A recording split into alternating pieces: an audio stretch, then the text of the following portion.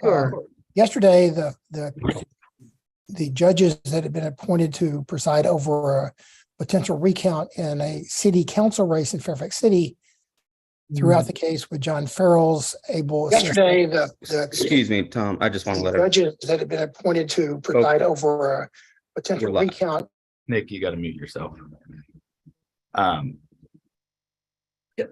why don't you give us a call after this, and we'll go through that. I just had one general question for everybody. Does anybody know whether there's ever been a 19-year-old city councilman in the Commonwealth of Virginia before? Yes, and I think there, Tom, if not close to it, and it was actually, oh shoot, I can't think his name, but he was from Highland County and he went to William and Mary and he won while he was at William and Mary in undergrad.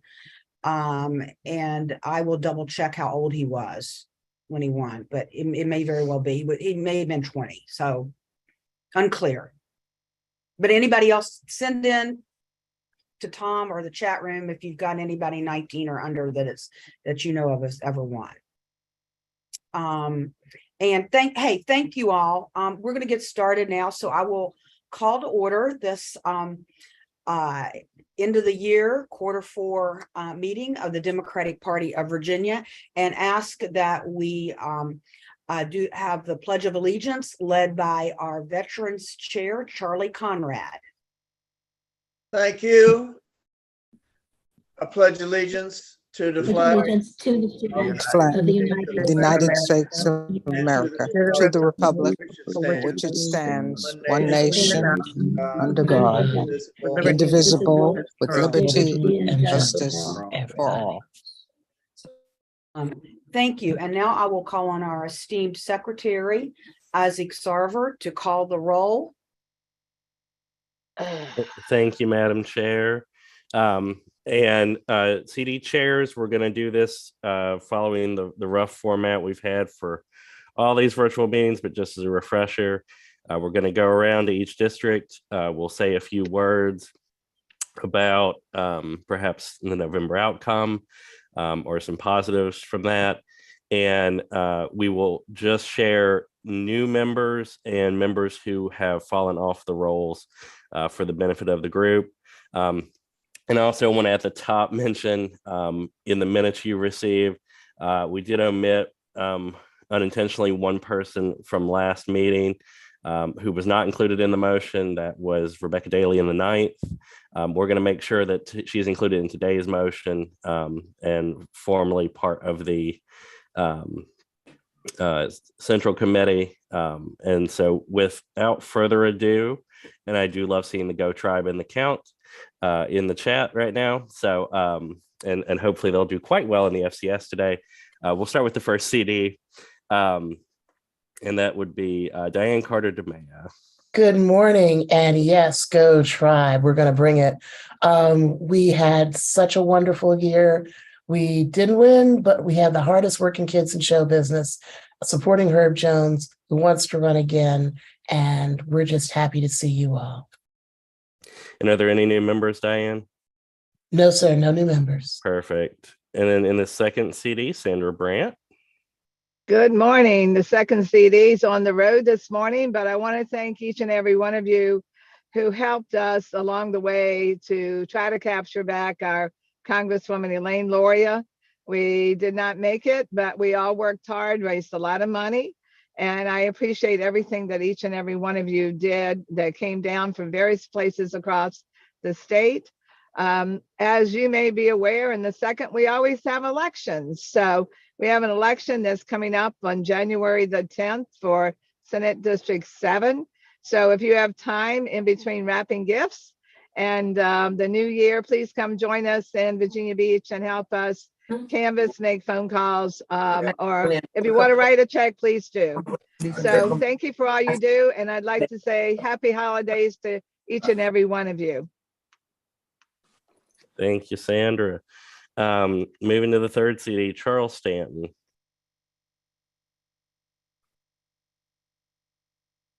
Charles, are you with us? All right, we may have to pivot back to the third. All right.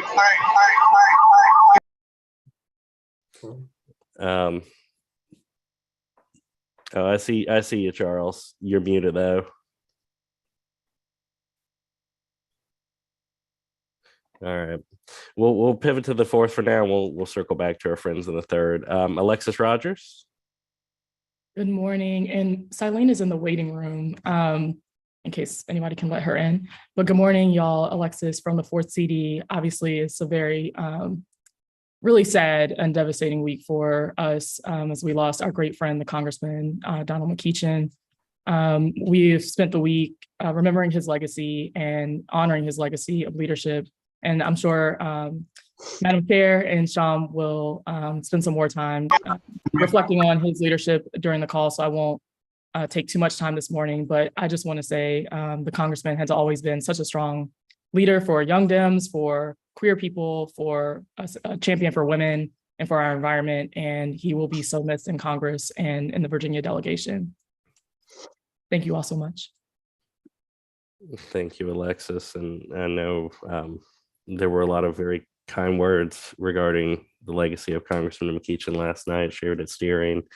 I know we'll have some reflections today. From the fifth CD, Patricia Harper Tunley.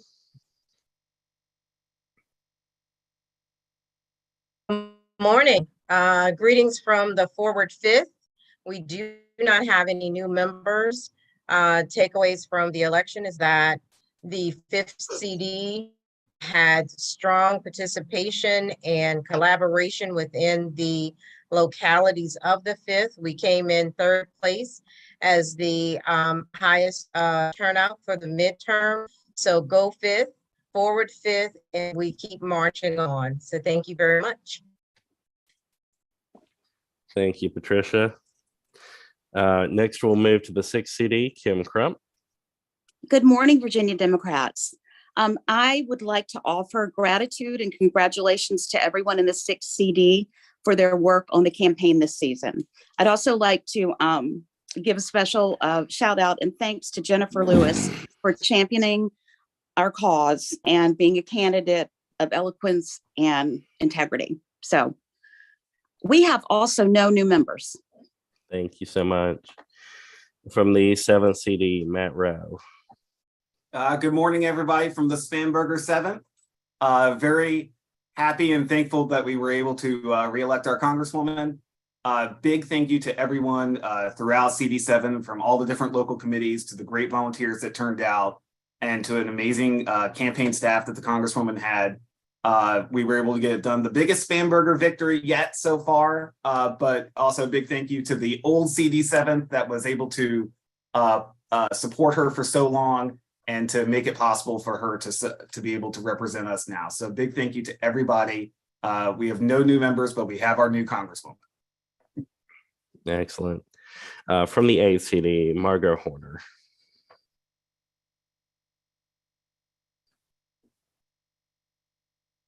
Margot.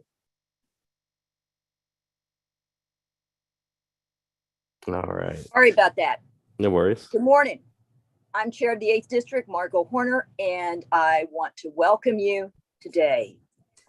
Home of the 8th District is the home for our senior U.S. Senator Mark Warner, our Congressman Don Beyer, recently reelected overwhelmingly, Senate Leader Dick Saslaw, House Democratic Caucus Chair Charnel Herring, our 8th District Legislative Member Senator Adam Ebbin, and all military veterans in Virginia knows where service may take them outside of the United States. I want to thank all Democrats involved, all friends, family members, et cetera, involved in the recent campaign. We appreciated all your work, both in Virginia and, as we say in Arlington, beyond Virginia. And I pause at this time to send a final farewell to our great friend and champion for all, Congressman Donald McEachin, who exemplified a life of service to all. Thank you. No new members. Thank you, Margot. In the ninth CD, Marilyn Tate. And I know, and we've got Rebecca, and we're going to get her in the motion today. So. Good morning, everyone. I'm happy to say that all is well in the ninth, At my last count, we have a dozen ninth members on the call this morning. And I think that's great given the circumstances, and thank you all for being here. I wanted also to say that we are very proud of the hard work that Tasha Devon did in attempting to take Griffith's congressional seat. Her work was important in revitalizing the ninth. And I believe you will be seeing great things from this area of the state over the next few months. Before I stop, I want to send our condolences to Colette McEachin, the family, and all of you and all of us for the loss of an amazing and wonderful man, Don McEachin. I've known, I knew Don and Colette over many years because we were all active in the Virginia Trial Lawyers Association, and their contribution to the party and to the values we stand for over the years have been awesome. That great big guy was just a wonderful person to hug and to behold when he was speaking on our behalf. So we send our condolences and prayers and join in grieving your loss. Thank you. Excellent. Then Zach Prakowski. Yep. 10th congressional district. We're really, thrilled that that all of our hard work from all of our activists got Jennifer Wexton reelected and got a couple new folks on some city and town councils. We're gearing up for this year. We're going to have like frigging 100 races or whatever in, all the local races. So that's going to be fun and exciting. And we're going to, turn a lot of seats blue. And yeah, I also want to express our condolences on the loss of Congressman McEachin.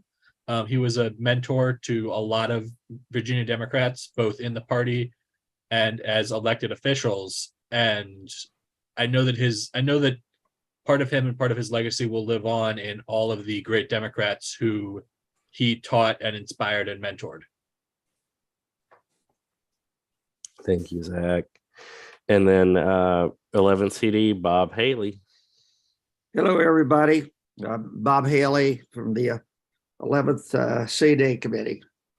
Proud to provide this roll call response for the 11th. The 11th CD, of course, is the home of our Congressman Jerry Conley, who was reelected in November, and with approximately 67% of the vote.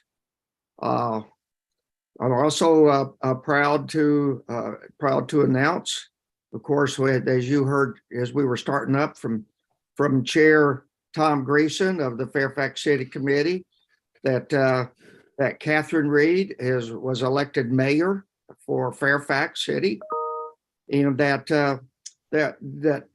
Fairfax City has also successfully defended the election of Councilman Billy Bates, a 19-year-old Billy Bates, who in a successful defense of a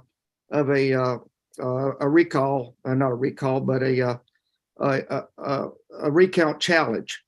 So they did great work, and hats off to Penny Rood and John Farrell for their work in that. So also happy to announce the election of Sheila Olem to re-election of Sheila Olem to Mayor of Hardin, and we're very, very pleased to make those announcements. The 11th CD is present or accounted for, Madam Chair. We wish everybody a happy holidays. We wish also to salute the 4th Congressional District and the late Congressman McEachin. Thank you very much. No names. Thank you. And Charles, it's your turn. And I think you might have two accounts. I don't know. I'm getting horrible feedback. Charlie, you might have to type a very eloquent roll call.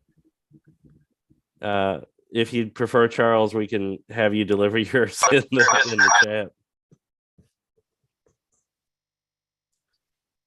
I do see that you have two accounts in the participants list. So is there another like phone open or a second Zoom?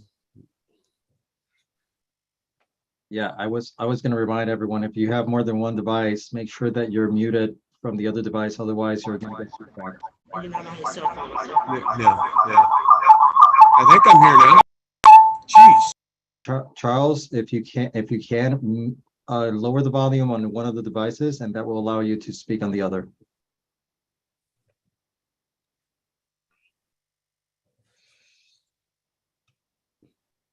All right.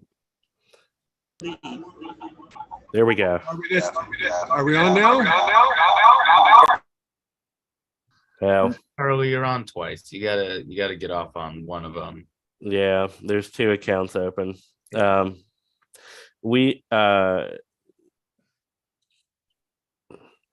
Hey, Sean, can you?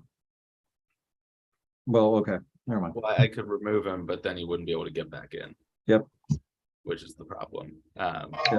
Okay. Hey. Well, all right, Charlie, you're gonna have to type yours. Okay. Well, with that, we'll look forward to a written roll call from the third, and then I would seek a motion from the body to reflect Rebecca Daly as a member of the 9th CD committee. Is there a motion? So moved. Josh. Second. And then seconded by Margot. All those in favor, please signify by saying aye. Aye. Aye. Any opposed? Hearing none, the ayes have it. And we will get Rebecca formally reflected in the minutes as a member. And then with that, Madam Chair, we do have a very robust quorum after accounting for duplicates and staff members. I believe we're at 163 currently, and I expect that number will hopefully grow, though I understand the U.S. men's national team is almost as good of a draw as the DPVA budget meeting. So thank you all. And Madam Chair, I yield back to you. Thank you, Mr. Secretary. And now we will go to our wonderful treasurer. Oh, no, never mind. Wait, missed a point. You have been sent the agenda and the minutes from the last meeting, and I would entertain a motion to adopt. So moved. Second. For a second. All in favor? Aye. Aye. All right, thank you very much. Now we will go to our wonderful treasurer, Abby Easter, who also has had a pretty tough week as someone who has had a longstanding personal and working relationship with Donald McEachin. So Abby, as you know, our heart is with you. Our hearts are with you as well. But I will call on you now to give a very positive and good news report. Good morning, everyone. Thank you, Susan. I will try to get through this, but you guys have already made it so hard. Our federal in revenue was, take my glasses off because they're already clouded up. 1,508,900,000, which was 84,000 below goal, but don't worry, the rest of the news gets better.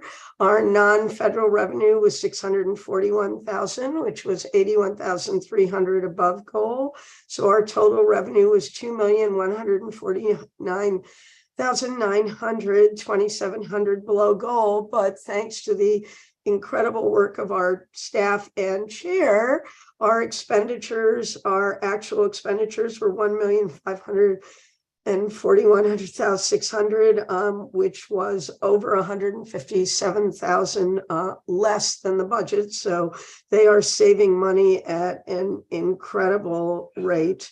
So our total is $2,255,600, $125,700 below the budget. So they are really doing an incredible job. We are at a surplus of our expectations of 123,000. And Madam Chair, I'd like to file that for audit. And then I'd just like to take a minute, 30 seconds of personal indulgence and say, I really want to thank the literally hundreds of people who've reached out to me, to other people on the staff, to Colette, to everyone. I think anyone who questions whether the Virginia Democratic Party is a family should have been in my shoes in the last week. I've heard from people, to be honest, I hardly know.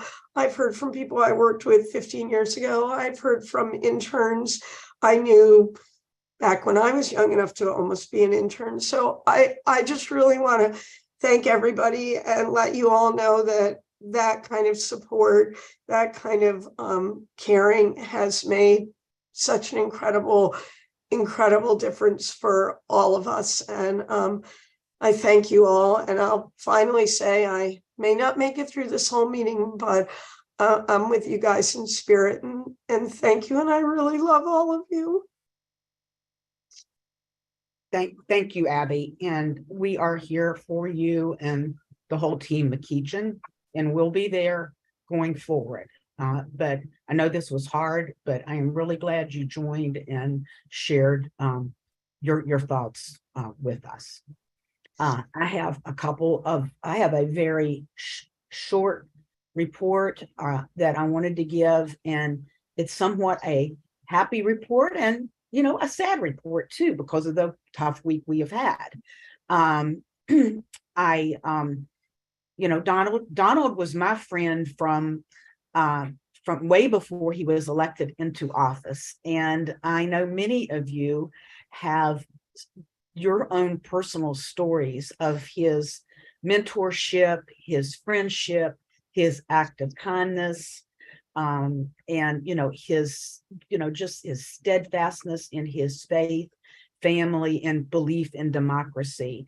And I am so glad we had a chance in person and steering last night together and remember him, and as well today. He was a bulwark against hostility and bitterness, and he always worked to embody the Christian spirit of charity and selfless love for his neighbors. I will forever be grateful for having known him and having been able to rely on him for advice and counsel. By embodying the same spirit of love that Donald carried in his political life, there are a great many people to whom we owe our gratitude for Democrats' outstanding success last month. You know, that red wave that all the smart people kept talking about was really more of a red whipple. This is thanks to Democrats like you who worked overtime to get your friends and neighbors to the polls and motivated them to help spur Democratic turnout across the Commonwealth. I'm incredibly proud of the work that all of you have put in to make our Commonwealth an even better place to call home. In no small part, it's thanks to each of you that we were able to re-elect Abigail Spanberger and Jennifer Wexton. We're also incredibly grateful for all of the work that Elaine Loria put in on behalf of our Commonwealth and our nation. She consistently put her country ahead of politics, upholding her oath to defend the Constitution in her role on the January 6th committee. And I can tell you, it's not the last time we've heard from her. Now, due to the outcome in the 2nd District, as Sandra Brandt mentioned, we have a special election in Senate District 7. We have a super great candidate in Aaron Rouse, a former NFL player, a former Hokie, and a current and a former, I guess he's a former councilman or current It's terming out. terming out, yeah. But and he has just a great life story too. The grew up in Norfolk with a single mom and came back to Hampton Roads, Virginia Beach, to make his home there and raise his family and get involved in the community. So we do need your help for January 10th. Glenn Youngkin and the Republicans are only a handful of votes away from passing their extreme agenda of banning abortion.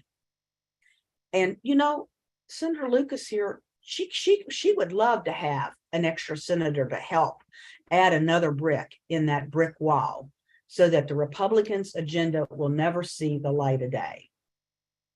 So we know every year is an election year, and we know what our challenges are.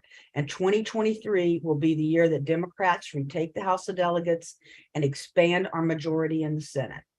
Because while our absentee governor has been running for state to state, handing out red vests and endorsements to far-right election deniers, we've been back home in the Commonwealth, planning, organizing, and running to retake control of our legislature.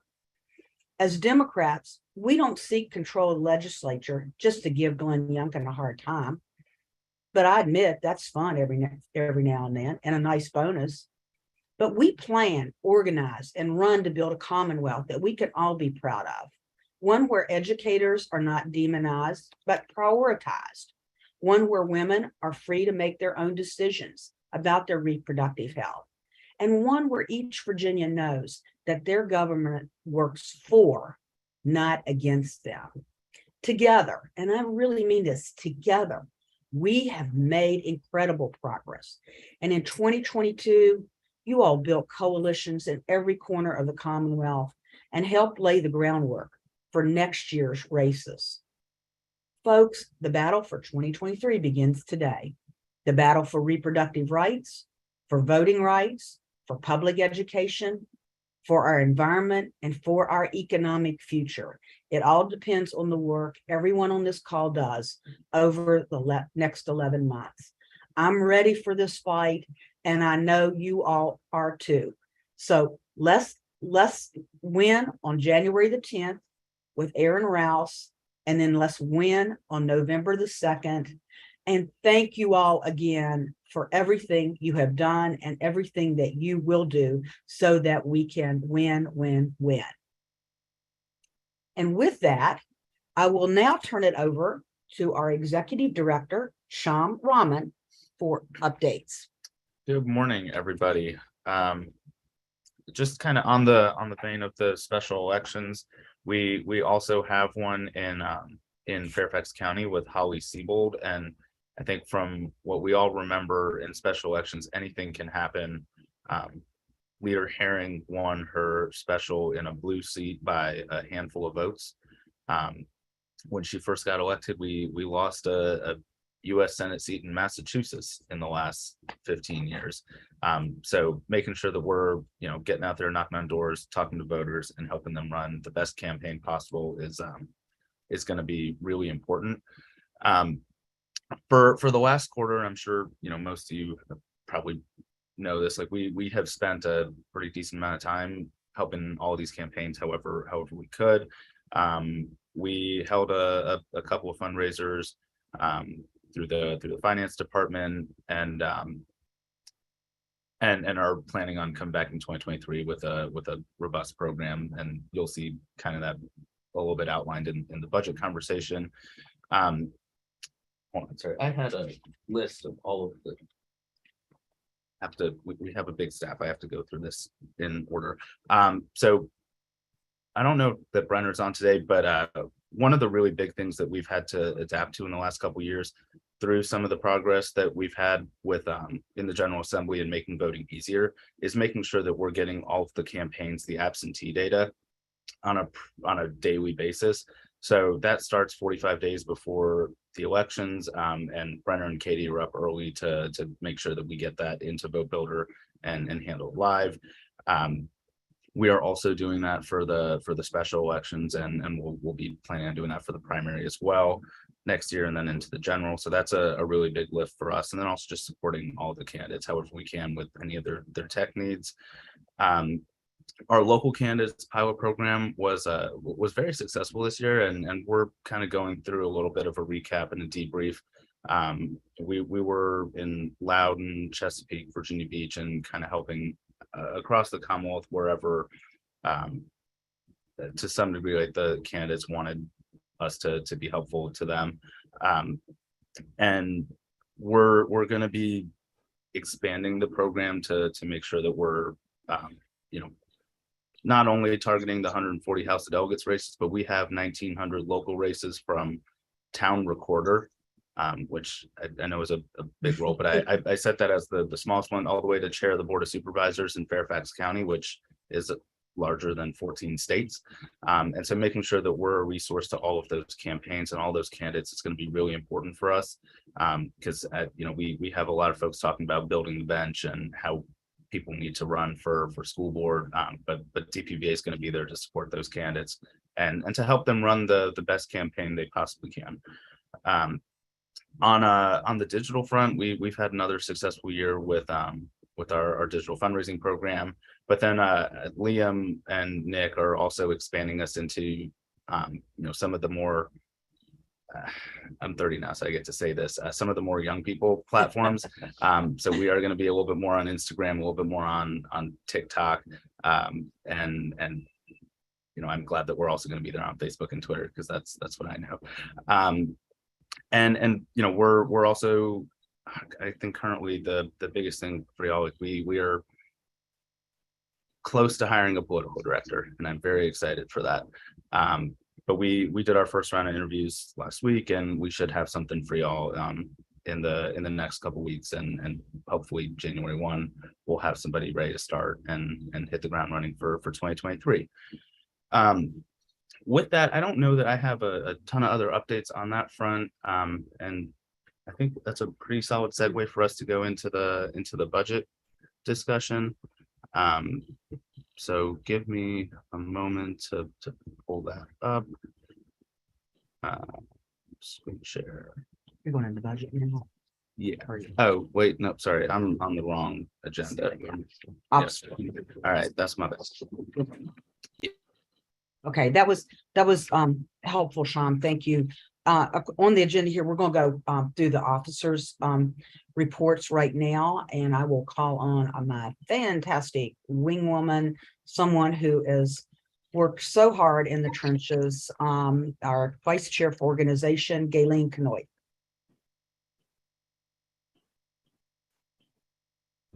Thank you, Chairwoman Susan, and happy holidays to everyone. I want to say that I want to thank everyone for this past election season for all your hard work. And we had some great wins. And as you know, we have a couple losses, but we have to make sure that we get Holly Seabold and Fairfax and Aaron Rouse in Virginia Beach. We've got to make sure that they win. So if we can phone bank, canvas, come into those areas, that would be really, really great to do that. I'm asking for all the local committees to have a voter protection person on their committee or several that can attend the electoral board meetings. You know that the Democrat is going to roll off of many of the electoral boards, and Republicans will be on. So it'll be 2 Republicans and 1 Democrat. We have to be in that room. We have to know what's going on in our localities, especially coming up on our House and Senate races in November of 2023, and then we're going into the presidential election in 2024. We have to be able to expand and engage our base. We got to do that. So that Susan said, we can win, win, win. And I'm fired up. I'm ready to go into 2023 and ready to make sure that we take the House and make sure that we keep the Senate and get more seats, and we stay unified and have fun while we're doing it. So thank you, everyone. Have a blessed and safe holiday. We unmuted, you unmuted. Thank you, Galen, and thank you for all your hard work and effort. But I really like the way you ended everything up too, because our work is important. This is crucial. But it's okay to have a little fun along the way too. And so thank you for saying that. Next, our Vice Chair for Rules and Resolutions, Mark Burkowski. All right, good morning, everyone. My report is quite simple this morning. We have one memorial resolution to honor the life of Ruth Carloni.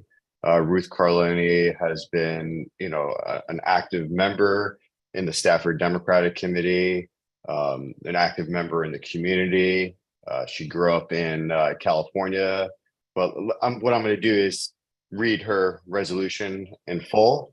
And then I don't know if Linda Muller is on the line and she would like to say a few words about Ruth, but I'm sure Linda wasn't prepared, but she's a great speaker, so I'm sure she'll be fine. So the Democratic Party of Virginia honors the life of Ruth Carloni. Whereas the Democratic Party of Virginia celebrates the dedication of Ruth Carloni to the ideals of the party, to education, to conservation and community service, and recognizes the loss to her family and friends with her passing on November 16th, 2022. Ruth was born on July 22nd, 1933 in Los Angeles, California, to Ruth and Frederick Height.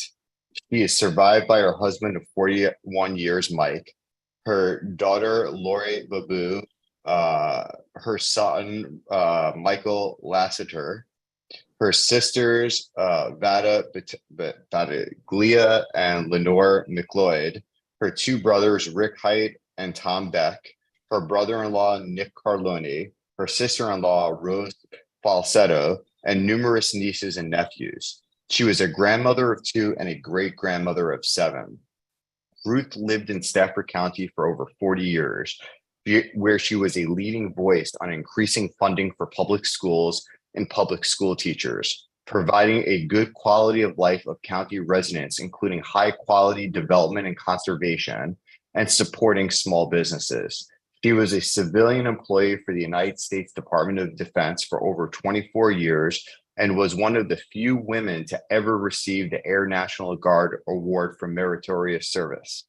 During her many years of public service, Ruth was elected to 2 terms on the Tri-County City Soil and Water Conservation Board, where she strongly advocated for the protection of drinking water reservoirs and other natural resources throughout the region, such as Crow's Nest, one of the finest remaining examples of an unfragmented, mature hardwood old-growth forest that served as a habitat for rare plants, birds, mammals, and fish. And as a planning commissioner for the Heartwood District, where she was a strong advocate for high-quality development, promoting aesthetic building designs along major transportation corridors. Ruth was a founding member of the Voters to Stop Sprawl, Stafford County, a local grassroots political action committee that supported state and local candidates who promoted smart growth. Ruth also served as director of the Crime Solvers Board, member of the Stafford Student Advisory Council, member of the Potomac Watershed Council, member of the Potomac Roundtable, member of the local Sierra Club, member of the Order of Eagles, and founder chairman of the Citizens to Serve Stafford. She was also involved in historical preservation, saving the Blue House, a county landmark, restoring an 18th century old school cemetery, saving and relocating Heartwood's Little Red Barn, publishing 2 editions of Founding Stones, A History of Stafford, and sponsoring Salute to Stafford Days. He was also an outspoken advocate for women's rights. She designed and sewed costumes for a parade in Fredericksburg, marking the 75th anniversary of the passage of the 19th Amendment, which guaranteed women the right to vote. Ruth was a leading member of the Stafford County Democratic Committee, serving as vice chair for many years. She opened her home to many inspiring candidates, including then Richmond Mayor Tim Kaine, who was running for lieutenant governor, and U.S. Senator Chuck Robb. She also organized several fundraisers for the Stafford County Democratic Committee. Ruth ran as a Democrat for Stafford County Supervisor at Large in 1997, and then for Supervisor for the Heartwood District in 2001. She lived a full life in service to county, community, friends, and family. Therefore, be it resolved that the Democratic Party of Virginia honors Ruth Carloni for her many years of activism in the Democratic Party, education, conservation, historic preservation, and community service, and extends our deepest condolences to her friends and family. I don't know if Linda Muller is on. Is she on? I don't believe she is, Mark. Okay, well, I could just say a few words then. Ruth, outside of all the accolades and positions that she held within Stafford and within the community, she was a mentor to many of us. I know that she was always quick to support any candidate. She understood that before it was popular, that that basic quality of life was an integral part of making sure that we have a healthy environment, and so she very much pushed for that locally. She opened her home to so many folks, and she was 89 years old even this past year, when her health was starting to slip a little bit. She was out there, putting signs up for candidates. She never slowed down. And so, she was truly a remarkable human being, and it's going to be truly missed by us all. So with that said, is there a motion to adopt the memorial resolution? So move. All right, is there a second? Second. All those in favor say aye. Aye. Aye. Aye. Are opposed? All right, Aye. hearing none, the motion passes. And the only other report that I have is that the Standing Resolutions Committee has met, and finally, now that we have a full Resolutions Committee, and basically what we decided was that we were going to appoint a subcommittee. And so there's a 3-member subcommittee now that is going to be looking at guidelines and guidance that we can provide in terms of being, accepting resolutions and how to process them moving forward in a more efficient way. This is pretty standard. Every time we start up a new resolutions committee every 4 years, we adopt guidelines and so forth. So hopefully come the next quarter, we will be providing an update on that. And with that said, I yield back to our chairwoman. Thank you, Mark. Did you move the move? We've done that. Okay, sorry, I had to go take care of something. So thank you. Nobody pays attention to me anyway. Well, so actually, all right. No, I'm just kidding. I did. Okay. I listened very closely to the reading of that resolution. Okay. And I do think that it was really important for me to hear, all of us to hear that. And, her life and legacy was pretty phenomenal. And, we have so many people that have given so much to our party. So I thank you for that thoughtful resolution of somebody who, golly, just a life well lived is what I would say. So thank you very much. Thank you. Mark. Senator Lucas, our wonderful chair of outreach. I know you're traveling, but if you're still on, we'd love to have a report from you. Yes, ma'am. Good morning, Madam Chair and members of the committee. I gave my condolences on the passing of our outstanding, wonderful friend, Congressman Donald McEachin last night. And without going into all of what I had to say, I just want to make sure all the members of the committee realize that this is quite a painful ordeal for many of us to have to go through. But for those of us who have worked with Donald for all of the years that he was in the legislature, this is heartfelt. I'm serious. It's hard. I remember when Donald was elected to the House of Delegates, and of course, when he came over to the Senate, and when he left to go to Congress, you all know he was the chair, vice chair for outreach. And so actually, I stepped into position for the second time when he left to go to Congress. And also, you all know that Donald served as the chair of our Democratic caucus, and Senator Locke succeeded him in that position. And so I see that she's back on. She was kicked off for a short while, so I'm sure she's going to have some remarks as well. But on a happier note, I think we all did well working this last campaign for November, but we've got a lot of work to do in these special elections. And I'm going to be calling on members of the outreach committee because there's a lot that we can do in terms of making phone calls and actually going into those areas where there are special elections being held and do whatever is necessary to make sure that we're successful in those seats. Because unless we're able to hold on to those seats, as you all know, we're going to have a lot to contend with this absentee but very hateful governor that we're having in the mansion right now. And so without any further ado, I just want to thank everybody for everything they did all during the election to try to help us to get our candidates across the line. And with that, Madam Chair, I yield back. Thank you, Senator Lucas. And I do, I'm going to call on Senator Locke after we finish these officers' reports, if she's still on, if she wants to say something about the passing of Congressman McEachin, but also as chair of our Senate Democratic Caucus. But we've got two left here. Clarence Tong, our Vice Chair of Finance. Clarence, kick it over to you now. Great. Thank you, Chairwoman Swecker.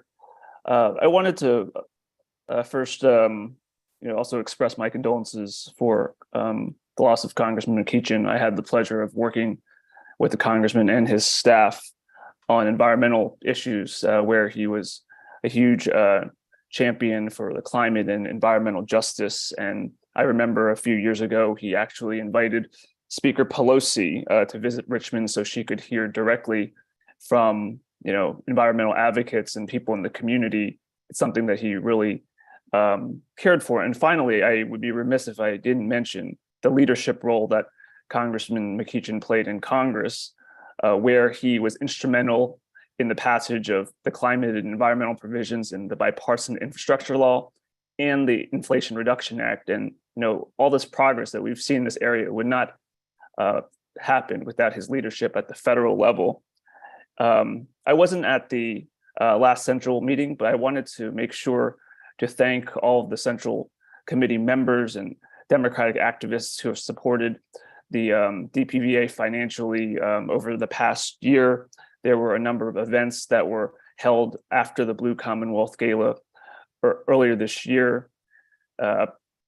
Sandra Brandt had a great event in the second, and then Bob Haley as well, his annual event at the Army Navy Club.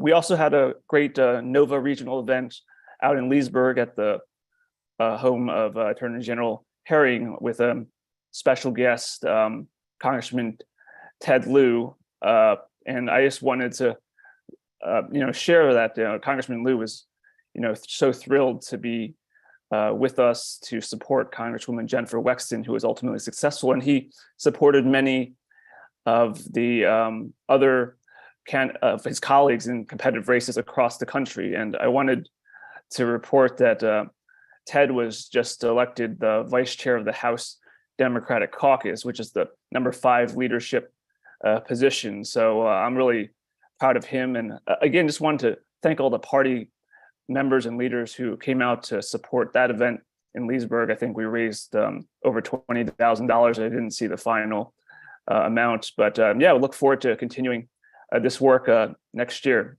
Thanks so much.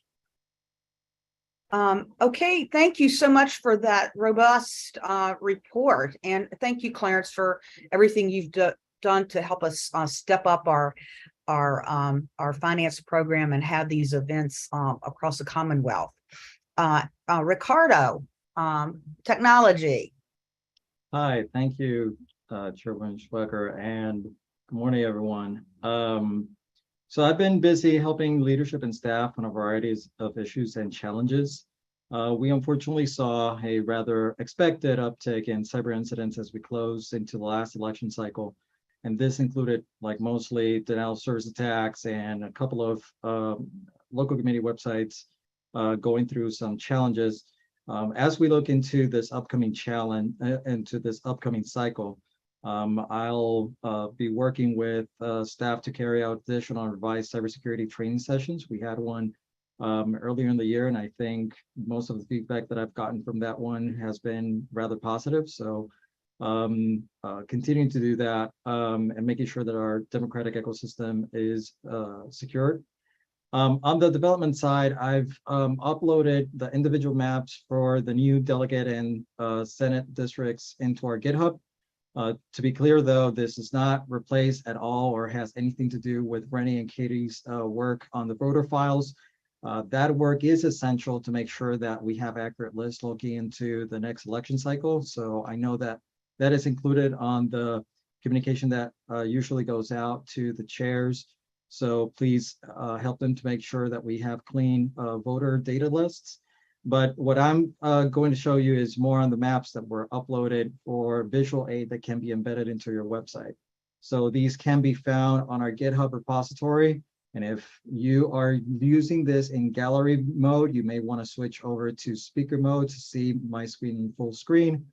And on our GitHub repository, we have both the House and the Senate districts.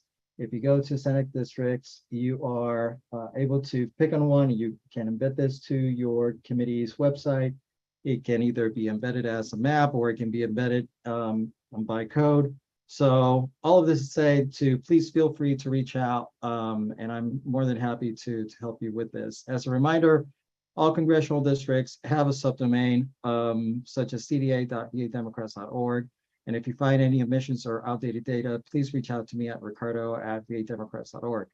More to come, including Resume Our Technology Working Group and newsletter bulletins. I'll continue reaching out to folks, and I can always be contacted at ricardo@vademocrats.org. And yes, that is me sleeping under the desk during the 2012 gubernatorial race in Puerto Rico. So that's my report.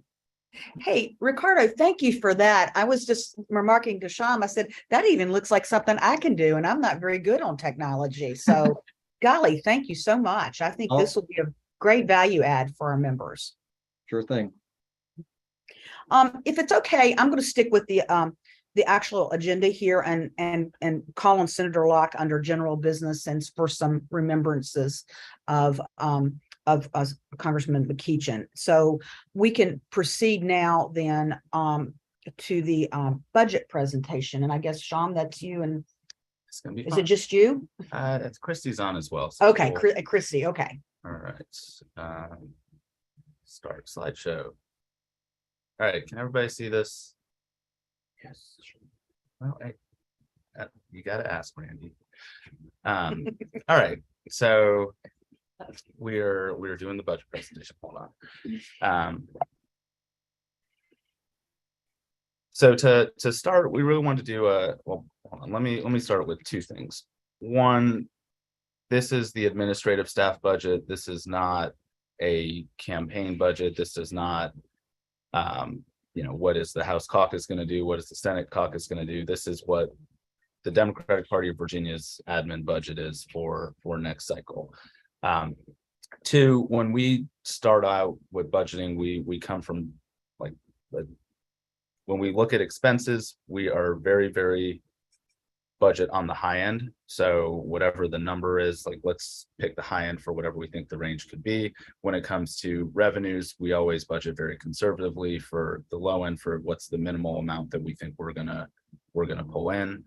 And so that's kind of where we start. So with that, our budget in review for 2022, we had an estimated revenue of about 2.1 million, and estimated expenditures of about 2.3.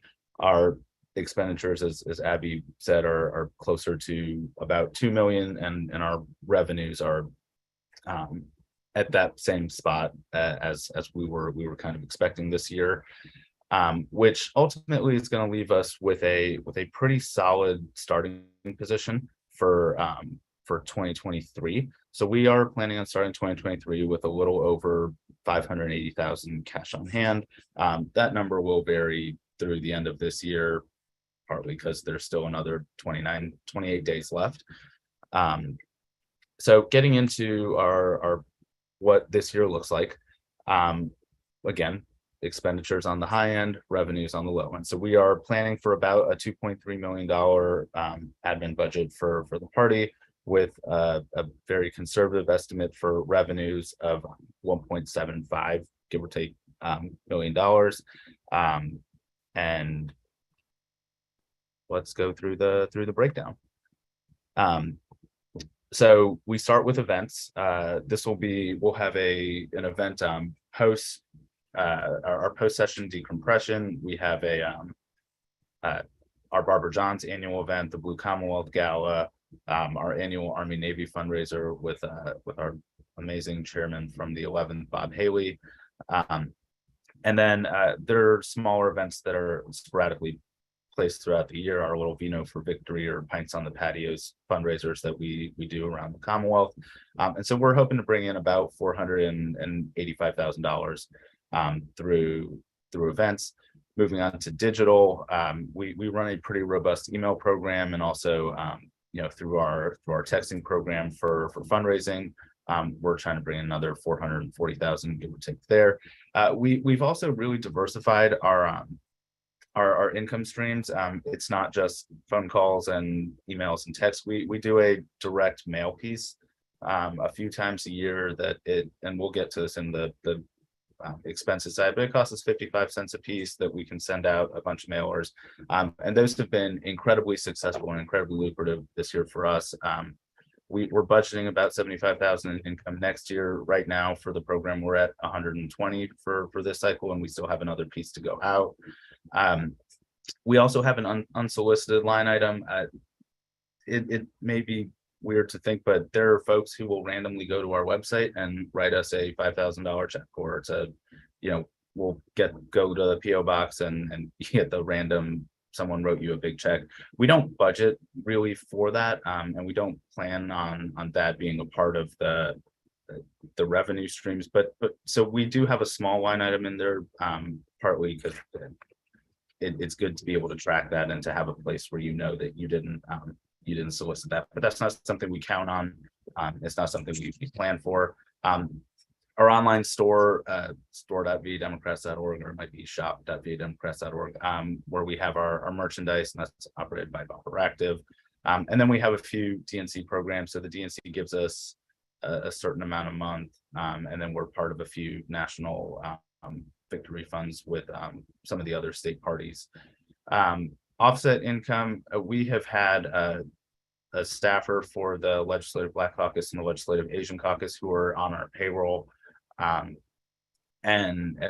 the offset income is basically the VLBC will write us a check, and that covers payroll. We do budget a little bit for Vote Builder in terms of selling to candidates to help run that program. There's dues, and I think the one thing I really want to touch on, we've spent the last few years building a lot of relationships, not just in Virginia, but nationally, with some larger donors, and through Susan and previously Andrew and Bowling and Becca, and now me doing Call Time. And so this is a place where we've been able to secure some larger commitments and some larger donations to the party. I think 200,000 was a reasonable estimate for what it's going to be next year. It could be higher than that, it could be lower, but we are that is part of what we're budgeting. So that's on the revenue side. We can stop for questions here on revenues, or we can go to expenditures. I'm pretty open to either of those. Does anyone have a question on revenue? I had a very, very vague question. What will Wait be a minute, the? I'm sorry, who's speaking? This is Matt Savage. I just wanted to ask what role the DNC will be playing this year compared to, say, last year. So I think you're asking about the coordinated campaign and if that does exist. And no, and our programs, like how is the DNC's like gift grants? and stuff Oh, like well, that. so when it comes to the campaign side, to be determined. We are able to apply for what they created, the State Party Innovation Fund, which is basically a grant program that, you know, if we have an idea for, I think if we want to run like an organizing program, we can apply for a grant from them to help fund that. And I imagine that we will have some of those programs that we're trying to run next year. But when it comes to the campaign side, that's to be determined. I think, Matt, you know, I've just spent 3 days with staff at the DNC on this Rules and Bylaws Committee, and we had started having some conversations. I mean, they are very interested in being helpful, but you know how this is just the beginning of a conversation, right? So we hope that we will have more to update you on the Q1 meeting. But they're a good partner, and they want to be a really strong partner with us this year. Somebody has their hand. Melissa, do you want to unmute? Yes, thank you. Melissa Hartman with Mecklenburg County. To follow on to Matthew's question, I know that the DNC did start their rural engagement program last year to get off the ground. Do they plan on expanding that kind of support for our rural areas? So what I would say is I think they do what we do after a big election cycle is they look at what worked, what didn't, what needs to be retooled. And I think they are in the process of assessing all of that. Again, we will be, we have been notified that the next DNC meeting will be the 1st of February in Philadelphia, because we do have to ratify or vote on this change in the presidential nominating contest. So we are anxious to find out more information on that as well, on all the other programs. Yeah, and I think right now that their almost exclusive focus is on the special election, the runoff in Georgia. And so after that, we'll start having more conversations with them heading into the 2023 cycle. Sean? Is here. Hi, Mary Lynn. Hi, I have a question. Is there a person on the staff whose responsibility it is to oversee fundraising specifically? And has the party considered engaging or hiring a person dedicated to fundraising? Yes, we have our finance director, Randy, and we've had a finance director, I think, on staff pretty regularly on that. We do have a pretty diverse income stream. So the finance department tends to focus on the events and also administering our direct to donor mailer, while the digital department handles the digital emails, texting, and solicitations via that. But yes, I think if you look through our staff, we have a number of folks who, you know, ultimately, like, it ultimately, I think that'd be me and Susan who are supposed to oversee that process. But yes, we do have a finance team. And I'm going to give another shout out to our Vice Chair for Finance, Clarence Tong. I mean, Clarence talked about Congressman Ted Lieu, but we got Congressman Ted Lieu to that event because of Clarence and his relationship. And Clarence has been incredibly involved. And I really feel like on the smaller donor events too, he has helped us up our game. So we're pretty excited about what the next 2 years might bring. That's really wonderful, because the reason I ask is for Virginia and our location within the political world of money, 200,000 is great, but I'm wondering how that compares to some other states, less significant politically, and if there's anything we can do to boost it. So Mary Lynn, I think that's a single part of like the income streams. Again, we budget very, very conservatively on the revenue front, and I think it's entirely possible that our large donor and our chair call time will be higher than that. But like, you know, it also, we evaluate this on a pretty regular basis. There's like 3 spreadsheets that I have bookmarked to, and 2 of them are are related to the budget, the others direct mail, but it's something that we constantly evaluate. But for an overarching, this is kind of how we start January 1. But then we update this on a, I guess, probably what day by day basis, Randy. Yes. Really bad. Yeah. Connor. Hello, Connor Epley from CD2. I had a quick question. This is like my first time voting on a budget. The dues part at the end, is that like from local committees being like their yearly dues? Yes. Okay, And just wanted to clarify. yeah. Thank you.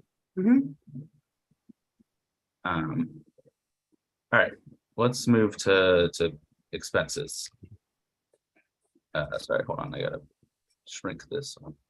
But again, all right, so we break expenses down kind of by the section of what we're talking about here. So for the office, we do have rent, parking, our phone system, the Wi-Fi that we have annually, copier, scanner, printer stuff. I don't think there's anything overly. It's pretty straightforward on this one. We buy paper, we have paper clips, folders and stuff. We do maintain liability insurance, and for local committees, when they're putting on events and they need a certificate of insurance, that's something they can always reach out to Christy for, and that we can and make sure that we're able to let them do some of those events. We also have a storage unit, so stuff from after the cycle and campaign. Hold on, I think there's someone who's not muted. Would it be possible to just mute everybody? All right, we do have a couple of consultants on staff, or not on staff, but Wild Bronco helps us with our speech writing and communications. Elias Law Group are our attorneys. That number is higher than it has been in the past, but part of that is based on, so we pay a monthly retainer to them, and then as they go through and help us with the direct mail process for September, October, November, we far exceed the retainer hours amount, and so we do have an additional cost there that we're planning for the 2023 cycle. On the data and technology side, we purchase the voter file information. So that's we have to buy the voter file every month. We also buy the absentee data, the vote history, and making sure that we have the most up-to-date file possible. The compliance and digital software is NGP to help us make sure that we're filing our reports on time and have everything tracked effectively for what we need to do. Uptime and equipment acquisition. So Uptime is the company that administers our cloud server, and that also runs our firewall for the office. And then if we need to buy a computer, or we need to get a projector, like for the meeting yesterday, that's under equipment acquisition. Switchboard texting is our digital fundraising program for text messaging. We do have a number of subscriptions, and hold on one second. Not Netflix. It's not, none of these are Netflix. Sorry, I'm tethered to my phone, and I'm getting the low battery alert. So we have Adobe Acrobat for editing PDFs, and I think a few, like Photoshop and a few other things. Google is what our emails go through. We use G Suite for business. Intuit is our budgeting thing, like QuickBooks and that. TBIs and LexisNexis. So when we ran a little program with the House and the Senate earlier this year, to help, not only to coordinate our messaging during session, but also to make sure that we were able to learn as much as we could about some of the governor's nominees for some of the cabinet positions and the ones that need to go through House and Senate confirmation. Having LexisNexis was really helpful for making sure that we were able to do a pretty comprehensive background on all of them. and to help write some of those speeches and the floor speeches and the questions for the members as they were in those committees. TBIs is something that's really helpful with a governor who travels around quite a bit. If he gets on TV somewhere, we're able to go on that and pull that clip and make sure that we're sharing it with all of our partners. However, we can do on that front. The conference calls is Zoom. We're able to do very large meetings, which is helpful to have Zoom for. And then newspapers, whether it's the Washington Post, Roanoke Times, Richmond Times Dispatch, New York Times, etc. Other subscriptions, and we were joking about this yesterday, that is not Netflix, that is not Amazon, that's not, I think Caroline said Rent the Runway. We are not doing that. But that is in the event we maintain a line item in the budget for that. In the event we have to, like during delegate selection, we created a separate MailChimp account so that we could send things to the delegates and not have to worry if they unsubscribe from that they would be unsubscribing from all of our notices for central committee meetings and chairs calls, etc. And so having that line item in there gives us a little bit of flexibility for if we need to pick something up at some point or put it back down later. That is really helpful for us there. So the finance department does have expenses. The big one there is the Blue Commonwealth Gala in Richmond, as is the single plated dinner that we do every year. That is a pretty large expense for us. And then the direct to donor mail that we talked about a little earlier, that's the 55 cents per piece. It could go up, it could go down. It's been a pretty solid at bringing in money, but I think we determine the size of the universe mostly based on one, the folks who haven't donated or have a propensity to, and Brenner works on a universe there, so that could get smaller or larger depending on when we're sending something out. And then some of our other fees, ASDC dues, we do have to pay dues to the Association of State Democratic Committees, which is the national organization of all the state parties. We have standard bank fees for wire transfers and etc. Bumper Active is our online store. We budget a little higher on expenses for this one than the revenues, but again, like that, it's $30 a month for us to maintain that, and then we can also go higher. It is not a lose money thing. We do have a line item for these meetings. Admittedly, we did not have any expenses for central and steering committee meetings for the last 2.5 years, but as we get back to doing these more regularly in person, room space, audiovisual, that adds up.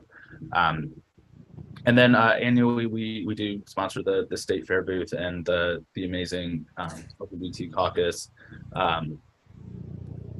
Staffs that and make sure that we have a really strong presence. And so we are all very thankful for Maggie and making sure that booth gets staffed every year at the State Fair.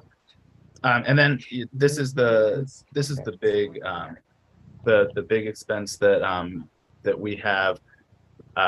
Is salary. So we do offer a 401k program. We cover 100% of health insurance, travel and engagement, as we go out to the Commonwealth, making sure that we're able to cover mileage at the rate that our CBA requires us to, and then also if we can cover expenses for work related things on that front.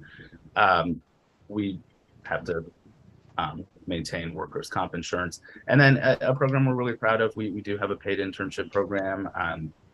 As we've come back into the office full time, it is a lot easier for us to run this program, but it is something that we are planning on doing next year as well. And we kind of have 3 cycles: a spring, a summer, and a fall/winter group. So I think yesterday was actually the last day for our fall/winter crop of interns, and we are moving towards getting that program started early January for 2023. All right, questions?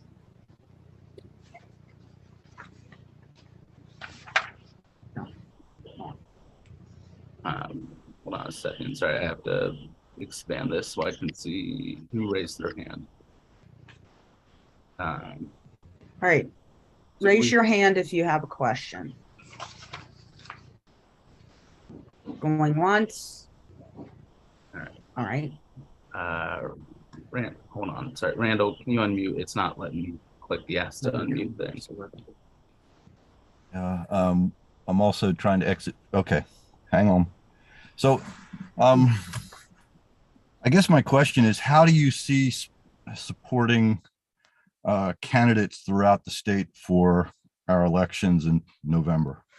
So I think that kind of goes to the first thing. This is the administrative staff budget. When I think people talk about the party and as a larger organization supporting candidates, we maintain our data program. We're here to provide training. We're here to we run the direct mail program. But more often than not, I think what folks mean is like, are we going to write checks to candidates and campaigns in general? And that's not something that the state party actually does. The House Democratic Caucus is the financial arm of those campaigns and helping make sure that those get funded on the House side, and the Senate caucus does it there, in the same way that the Democratic Congressional Campaign Committee writes checks to House of Representative races. The DSCC does Senate, et cetera, on that front. And so we provide services to campaigns. So whether that's trainings, again, the direct mail program's a big one for us, but also our voter file program, making sure that we get everybody nominated and administer the large organization that has to get everyone on the ballot in general. So is that the answer? Well, I basically understand that, I guess, but you still have the ability to support candidates by providing tools, particularly VAN, where you have a line item that you're going to receive $100,000 from candidates and committees, essentially, to support the state party, rather than in reverse of the state party.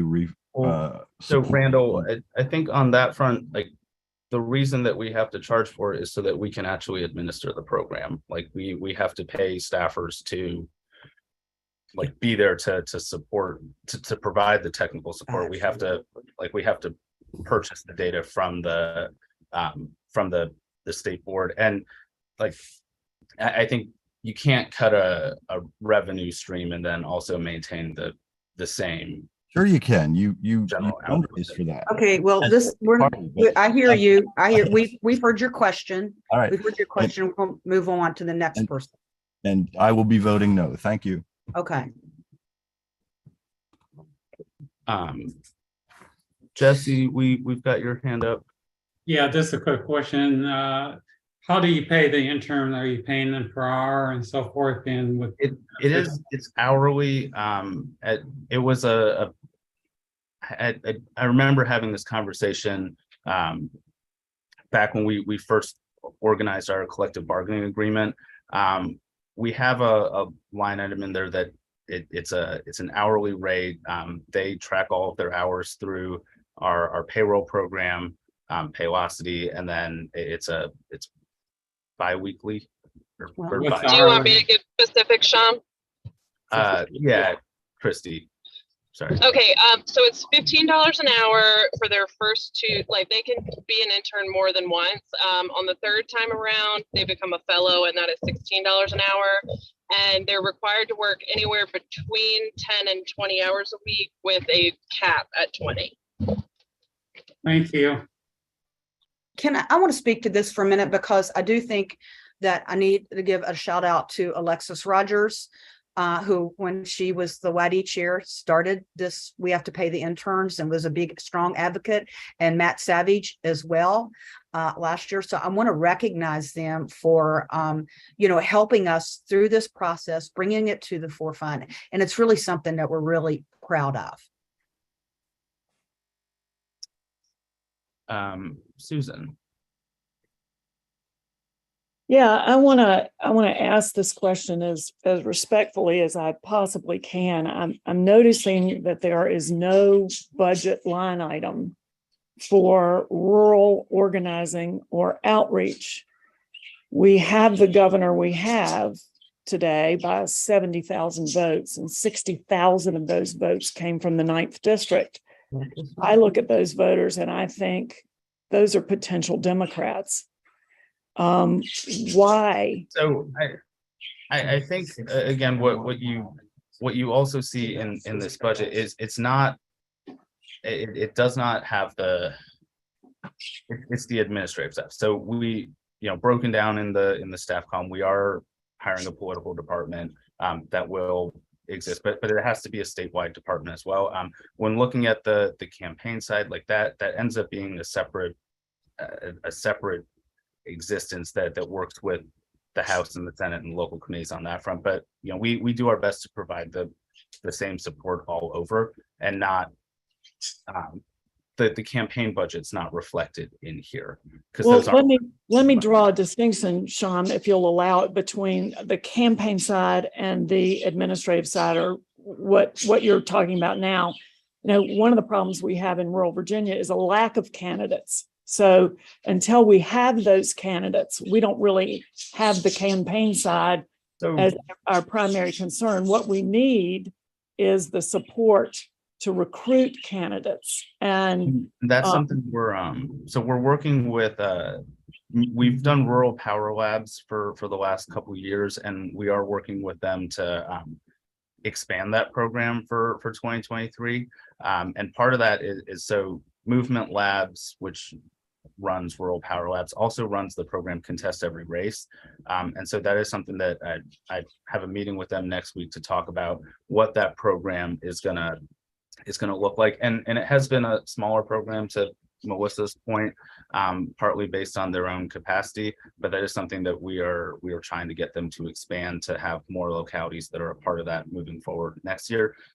But also, again, like the political department and our local candidates department are going to be available for helping out recruiting candidates. I know Tierra was helpful in Loudoun with getting the candidates for school board there and helping out on those programs.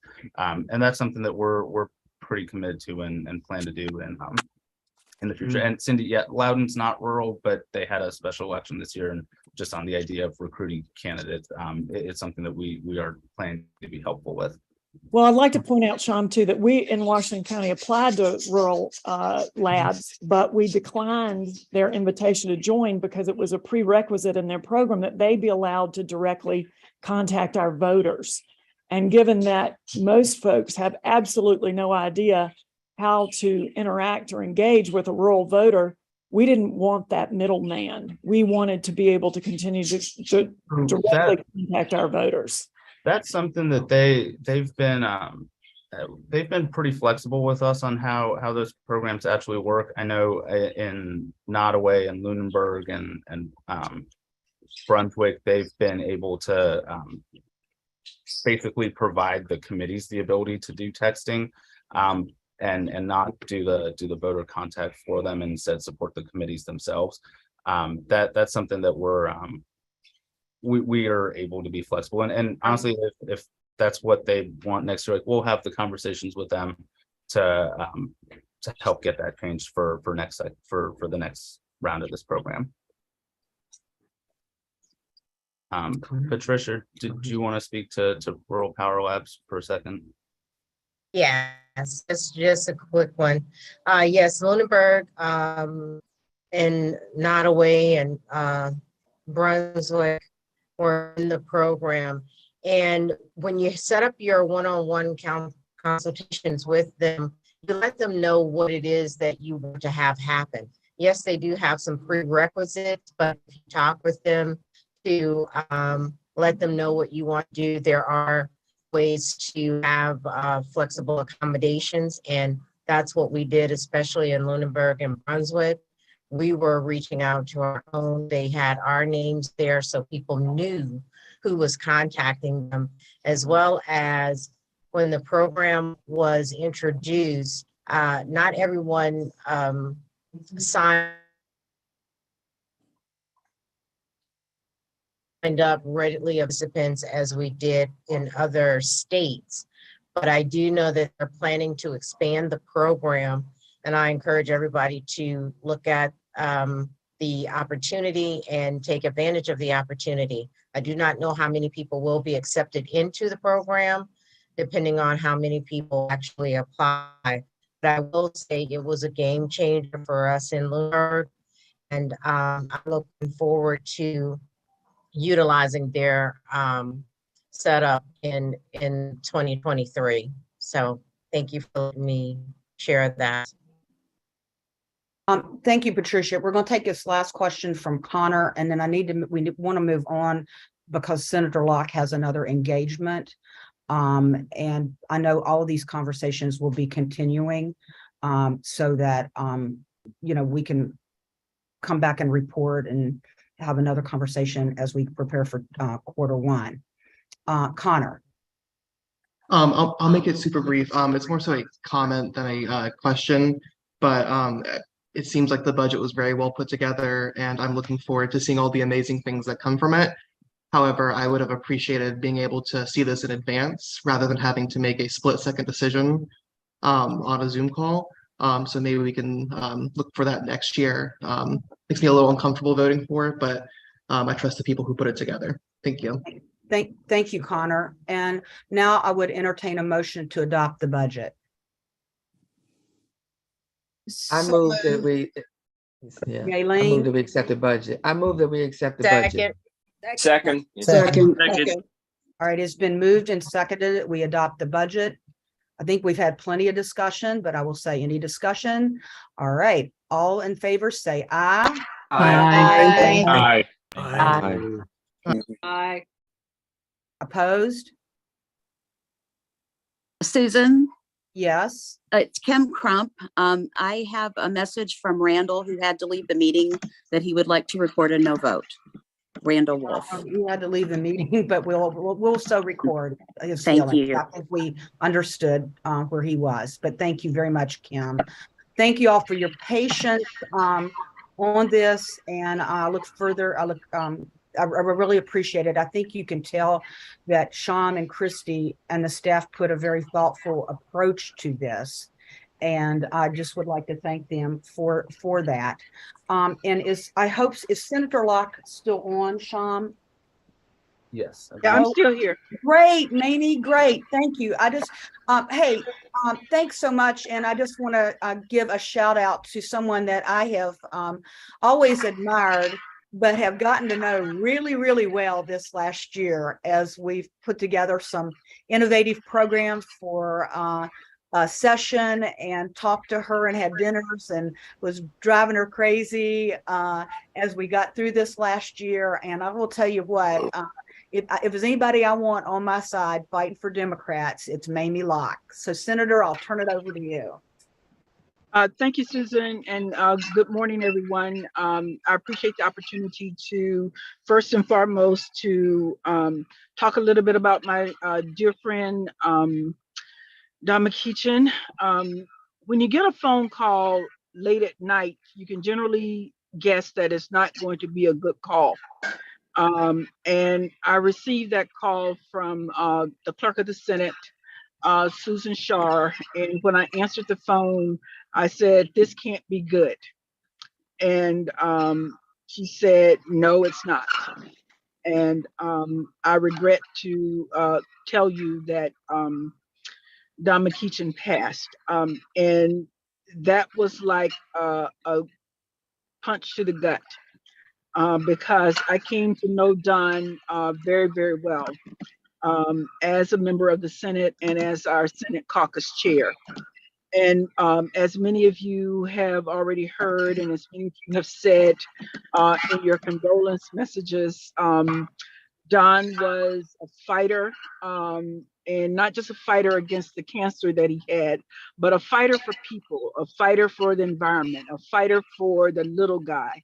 And I'll tell you one quick story about a time that he took to the floor. I'm getting some feedback. And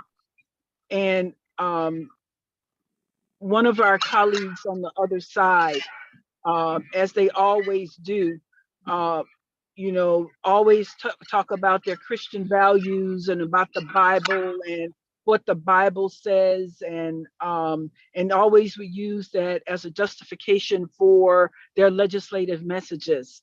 And I could tell as soon as Don stood up that his response was going to take them to task for always using that as a rationale for their arguments. And as you all know, Don had a divinity degree. And he said, you know, I'm a little bit tired of always having to listen to you all talk about the Bible and your Christian values and how you just use that to justify these bogus arguments that you're always putting forth for how you would want to stomp on the little guy and on poor people. And he said, what my Bible says to me is that poor and poverty are mentioned in the Bible nearly 200 times. He said, I don't recall ever seeing the word abortion or the words that you have said in your arguments on this floor today one time. Not once. But I have seen poor and I have seen poverty. But I don't hear you making any arguments with regard to any of that in any of your Christian values or any of your arguments and using the Bible as a justification for anything. And until you do that, stop using that as a justification for any of your arguments. And then he sat down. And all we heard from that day forward, or on that day in particular, was crickets. And that was the Don McEachin that I knew. And one other story, and was the only time that Don McEachin ever took me to task. And that was when he decided that he was going to run for Congress and was stepping down as our caucus chair. And he had a meeting where he was going to tell people who were interested in becoming the caucus chair that is succeeding him about what it would take to take on that responsibility and take on that role. And so I knew that he told when the meeting was going to take place, and anybody interested, please come. You know, and it was not my intent to go because I was not interested in being caucus chair. And so when he found out that I wasn't coming, he said, you better show up at that meeting. And so I came into the meeting, but I didn't sit around the table. I sat in a chair off to the side. And afterwards, he said, help me understand something. Why are you not interested in becoming caucus chair? And he said, oh, never mind. I don't even want to hear any nonsense that you're going to say to me. He said, because you are going to say to your colleagues that you are indeed interested in becoming the chair of this caucus, because I believe that you have the skills necessary and you have the voice that you need. And that's all I got to say. And he walked off. And that was it. Don McEachin has spoken and he was done. And as you all know, I am now the Senate Democratic Caucus Chair, thanks to Donald McEachin. And that was the person that I knew and the person that I loved. And of course, we will all miss him dearly. As from our Democratic Caucus front, we are laser focused on the 7th Democratic District in the special election. Please know that we are all in on winning that seat with Aaron Rouse. And we want all of your support in helping us to get to 22. And we need your support, boots on the ground. We need your financial support. And if you are going to support us financially, we ask that you send your money to the Democratic Caucus and not directly to the campaign. And there's a reason for that. And the DLCC has asked that the money go to the caucus and allow us to give the money to the campaign. And so we would appreciate if you would do that for us. And we're going to have people going into the SD7 in droves. If you can make phone calls, if you can do anything for us to make sure that Aaron Rouse becomes our 22nd senator going into 2023, we would greatly appreciate your helping us do that. And one of the things that I said to our caucus at our retreat a few weeks ago was that great sage, the rapper, and I don't know why his name just went out of my head just now, is nobody wins when the family feuds. So our family cannot be feuding. So among ourselves, and that's not how we win. We win when we collaborate, we win when we work together, and that's how we become successful. And so that is the only way we're going to make sure that we as a Democratic Party are successful going into 2023. That's how we were successful in November, and there was no red wave. And we're going to make sure that there's a blue wave coming in 2023. So I thank you for your time.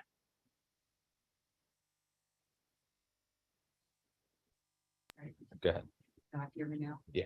Thank you, Senator Locke, for that. And Oh, hold on 1 second. I just remember who it was. It was that great sage Jay-Z who said that. that's really great. Great. I love that.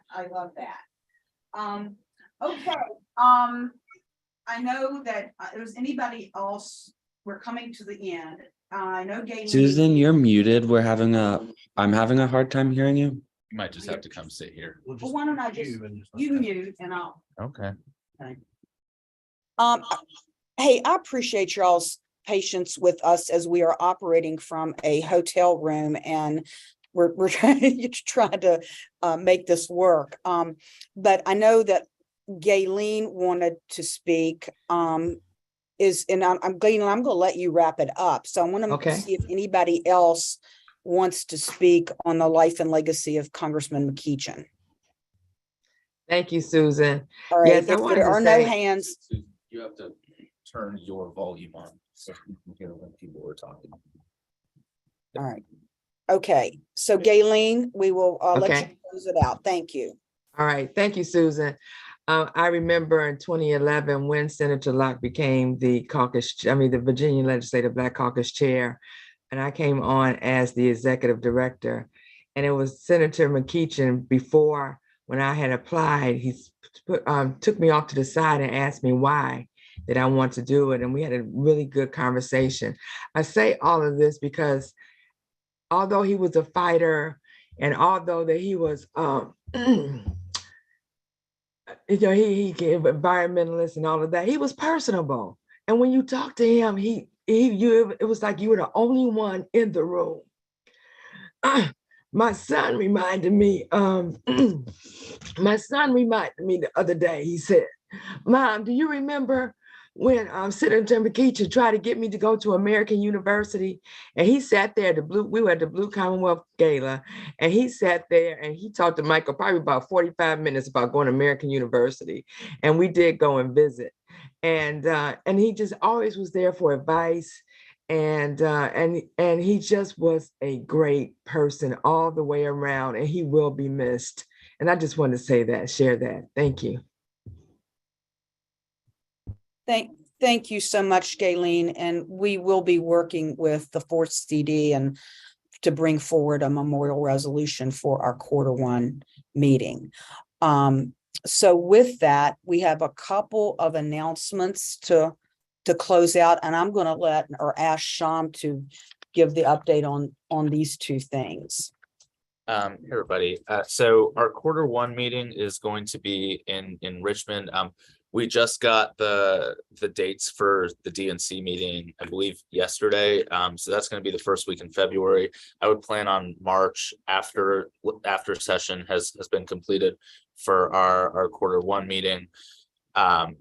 And just so you all know, like we try and give you a little heads up of what the items on the agenda are going to be. The DNC at that meeting in February is going to vote to approve the delegate selection plan, which is going to start a very, very quick process for us that has a lot of work on our end to get done. We will need to adopt our delegate allocation in Q1, and by Q2, we will have the full plan available. And I think I said this yesterday, and we all kind of shook our heads at why are we doing this?